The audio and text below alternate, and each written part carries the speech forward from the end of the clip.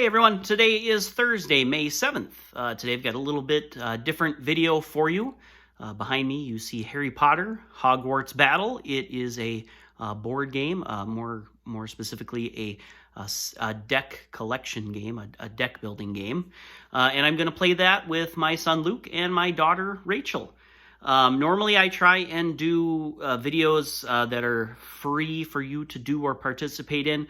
This one isn't that. If you want to buy this game, you can find it on Amazon. It actually seems to be a little hard to find right now. You can find it somewhere, Amazon, eBay. It's a current game. I know a lot of board games are sold out right now because people are playing more games. But I'm hoping, though, that you will be able to participate in this one for free once the library reopens and we begin circulating board games. This is one on my list to get for the library. So if you like what you see, come check it out at the library. Also, if you're interested in a more thorough walkthrough of the game, check out Board Game Geek's Game Night featuring this game and Dad versus Daughter, YouTube page that I will link below. They both do a great job of walking through the rules. This is just kind of more for fun. We'll explain the rules a little bit, but they do a great job. So I'm going to get right in because this might be a little bit longer video. So check out Harry Potter Hogwarts Battle. Before we start playing, I just want to show you what comes in the box for Harry Potter Hogwarts Battle. When you open the box, you will get a rule book here.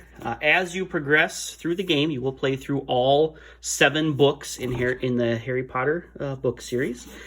Each time you get to a new game, you'll get some additions to the rules that will be put back here. As you can see, we are about to play Game 6. We have not opened that box yet, so we will have to read those rules and play through here. So that's the rule book. There is a large game board here, which I'll show you set up in a second. And then for each player, there is an individual player board with a health track, an attack pile, and an influence or purchasing pile there. So you can see each of the games has its own box. There's some dice here that actually don't come into play until I believe Game 4 is where those came out of. And then you've got your attack and influence here, as well as your tokens, your dark mark tokens. So you'll kind of see how those work as we play. But that's what's in the box. I am going to get the game set up, and then I will invite Luke and Rachel to come play with me. So hang on one moment.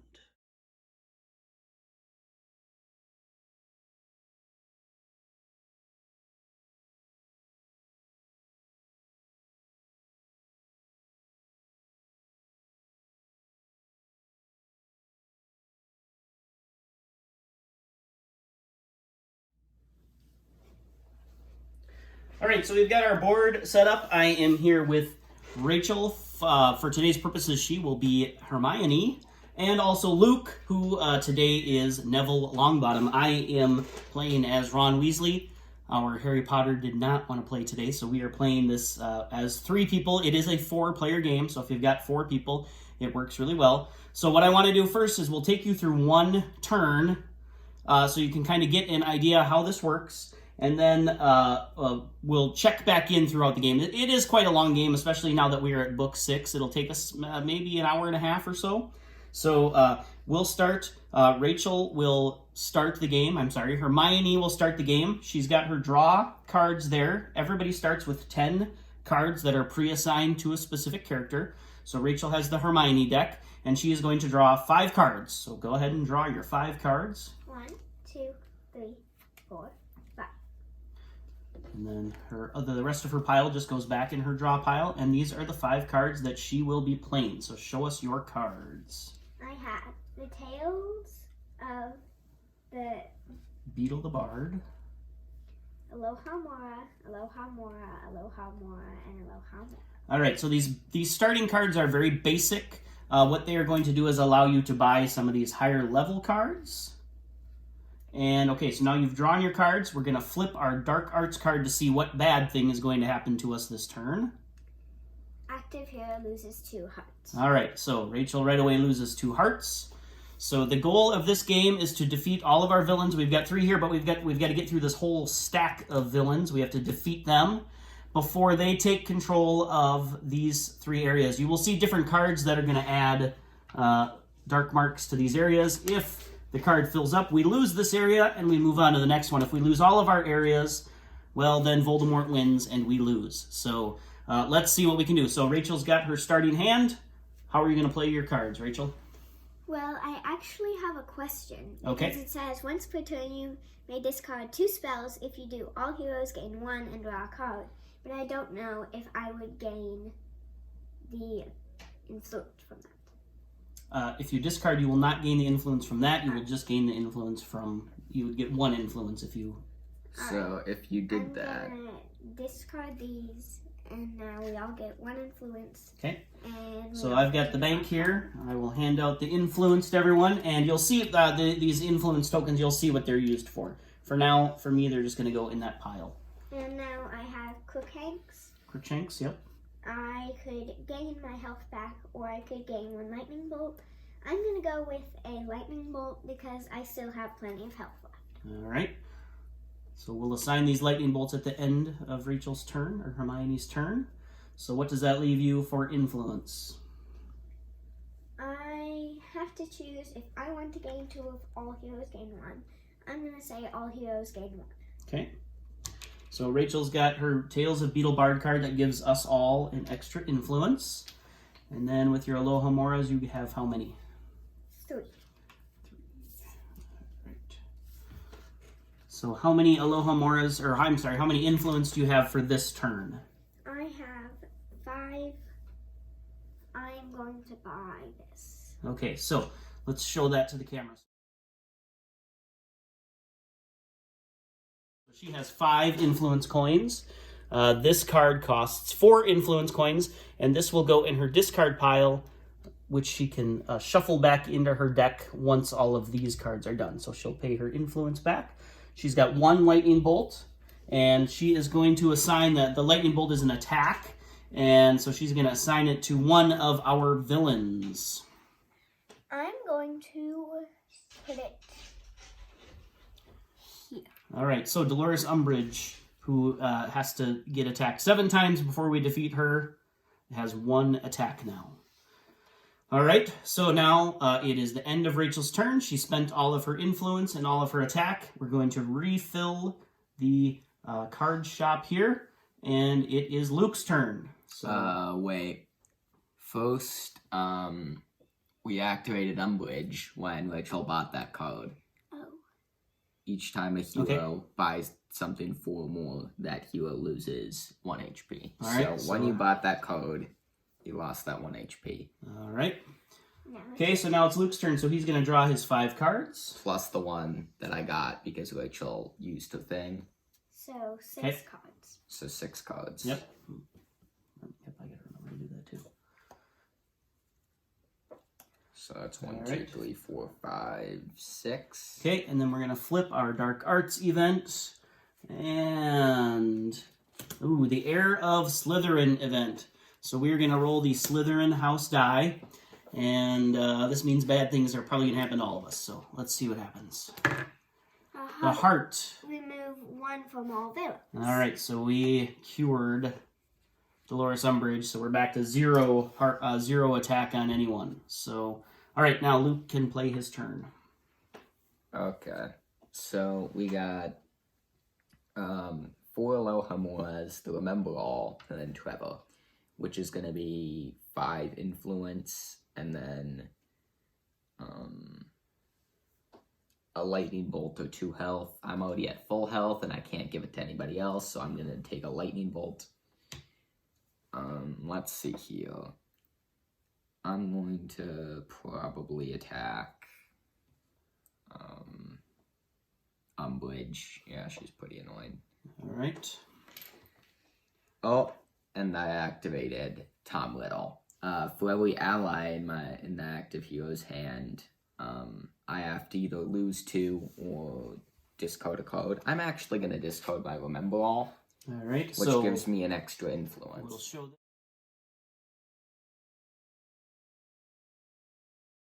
If you discard the Remember All, you gain an influence. So there are some good times to discard a card. So that will go in Luke's discards pile. Well, you didn't have an ally when you drew your hand. Right. You drew it later. Yep. Whereas I actually had it in my hand when my turn started. All right, so Luke will now spend his influence. So I have 1, 2, 3, 4, 5, 6, 7, 8 influence.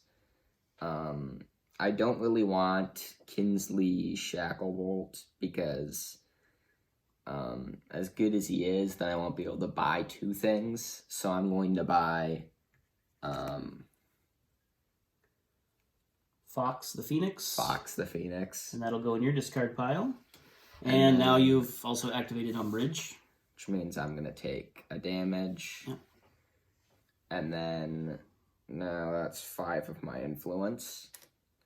And the other 3 I'll use on Finite, which is going to remove a mark from the location once those start piling up. Correct. All right. Okay, so that is Luke's turn. We're going to refill our card shop here. I'm going to draw my 5 cards plus 1 from Rachel. One thing to mention, it's probably good to just have one person sort of be the bank to hand out the influence and the attack. That way you kind of keep track of who has what. All right, so I'm drawing my 1, 2, 3, 4, 5, 6 cards, thanks to Rachel's ability. So Ron's ability, I have my ability is if I assign 3 or more attack on any one turn, I can give 2 hearts to someone. So if I've got 3 attack here, I can probably help heal Rachel, or if I take some damage. The other proficiency ability I have is anytime I purchase a spell from the shop, I can gain an extra influence. So let's see what I've got in my hand. I'm just going to play this here so you can kind of see this. I've got an Alohomora and Alohomora. I've got an ally, which is going to trigger Tom Riddle. Another Alohomora. Okay, so I've got all my Alohomoras and an ally. So I will lose 2 or discard a card. I think for these purposes, I'm going to discard an Alohomora since I have a lot of Alohomora anyway, and I've got some influence here from the previous plays. So that gives me 1, 2, 3, 4 influence. Don't forget to reveal a dark card. Oh, gosh, yes. I always forget about that. All right, let's see what we got. Add 1. Aha, so this is the He Who Must Not Be Named card.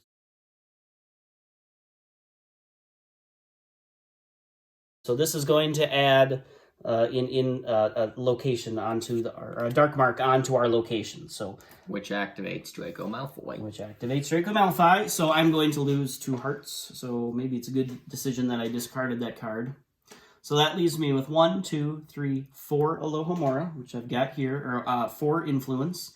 And then my ally, I can gain 1 lightning bolt or gain 2 hearts. I am going to gain a lightning bolt. I've still got a pretty good amount of health.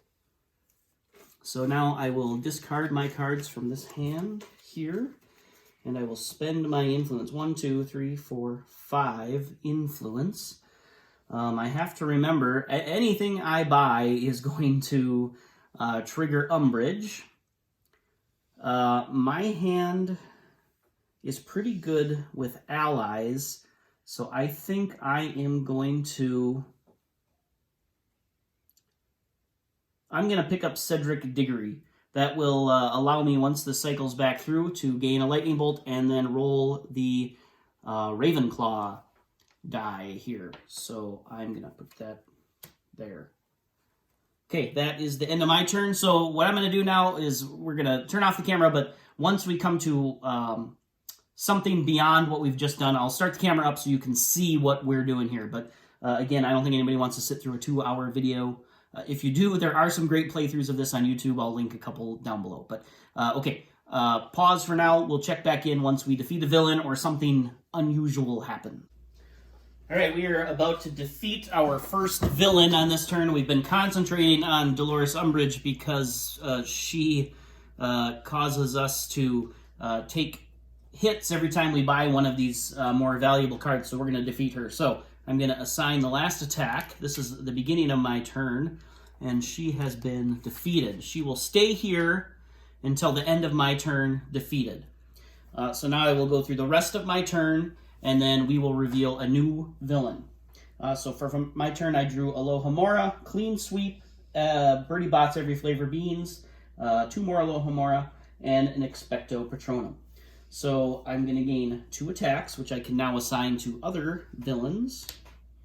And I'm going to gain 1, 2, 3, 4, 5 influence to go with the 3 that I gained from the previous player's turns. 1, 2, 3, 4, 5. So that gives me a total of 8 influence, which I can spend on the board.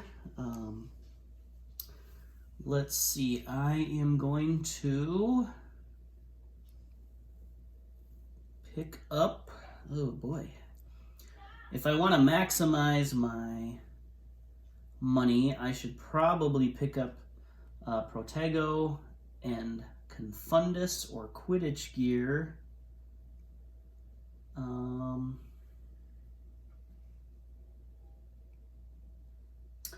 going to pick up Protego and Quidditch gear to spend my money. That will end my turn. So now that it is the end of my turn, Umbridge goes to the discard pile, and we reveal... Oh, actually, I've got to assign my attack here. So I'm going to assign 1 to each of these. And we're going to reveal a new villain. We have revealed Crabbe and Goyle. We like to see Crabbe and Goyle because they don't hurt us too much, and we can kind of keep them on the board until we defeat some of these heavier villains. So, all right, that's defeating a villain. We'll check back later in the game. All right, everyone, we're in the end game now. We sort of made a blunder. We defeated too many villains on our last turn, so now we are facing 4 villains at one time. We've got Lord Voldemort here, who we cannot assign any attacks to until we defeat Professor Quirrell, Lucius Malfoy, and the Basilisk. Now, each of these villains also has a special power, so we might be hurting a little bit here. We have not been stunned yet, so I haven't had to show you that. But that might happen soon enough. So keep watching. I'll check back in either when we defeat Lord Voldemort or if somebody gets stunned. All right, as you can see, I have been stunned. I'm down to 0 health. So I'm not out of the game. We haven't lost the game. That's good. But we will add a location to a dark mark to the location. And I have to discard half of the cards in my hand, rounded up, which is nice. So I have 5 cards in my hand. I have to discard 2 of them. So that's where I'm at. Hopefully we can do something. We also have this Basilisk here, which doesn't allow me to draw any cards. So whatever 3 cards I end up with is all that I have in my hand. So we'll check back in. All right, we've recovered from being stunned. All we have left here is Voldemort. We have to hit him with 15 lightning bolts. So we're going to play our final round, and hopefully we can beat him. We'll come back when we beat him, or if he manages to pull off a crazy comeback and defeat us. All right, we are in the final turn. Right now, Lord Voldemort, he who must not be named, has 14 attacks against him. I have 1 lowly little attack to add to the pile, and we have defeated Lord Voldemort. The heroes win this round. Of Harry Potter Hogwarts battle. Again, I will mention this was not a full playthrough. If you want a full playthrough, I'm going to link 2 really good full playthroughs of the very early Game 1 and Game 2. One being Game Night from Board Game Geek, and the other one, Dad versus Daughter. Both excellent playthroughs that really go into the rules a little more. But I hope you enjoyed playing with us. If there is a board game you would like to see us play, let me know in the comments, and maybe we'll make this a regular Thursday thing.